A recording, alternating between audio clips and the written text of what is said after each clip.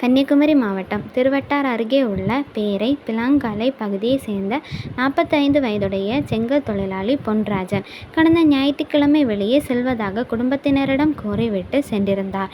பின்னர் இரவு நேரமான பிறகு அவர் வீடு திரும்பவில்லை. இதையடுத்து அவரது உறவினர்கள் பல்வேறு இடங்களில் தேடி அவரை பற்றி எந்த தகவலும் கிடைக்கவில்லை.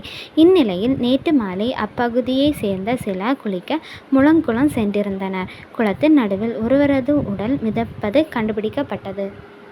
இதனால் அதிர்ச்சியடைந்த அவர்கள் உடனடியாக திருவட்டாறு போலீசுக்கு இது குறித்து தகவல் தெரிவித்தனர். சம்பவ இடத்திற்கு விரைந்து வந்த போலீசார் உடனடியாக உடலை கைப்பற்றி விசாரணை நடத்தினர். பின்னர் அவர் காணாமல் போன பொன்செல்வன் என்பது தெரிய வந்தது. குளத்தில் குளிக்கும் போது கீழே விழுந்து இறந்திருந்தது தெரிய வந்தது. இதையடுத்து போலீசார் இது குறித்து தொடர்பாக வழக்கு பதிவு செய்து பொன்ராஜனின் உடலை கைப்பற்றி பிரேத பரிசோதனைக்காக குளித்துறை அரசு மருத்துவமனைக்கு அனுப்பி வைத்தனர். நீங்கள் பார்த்து கொண்டிருப்பது C4 Tech தமிழ் சேனல்.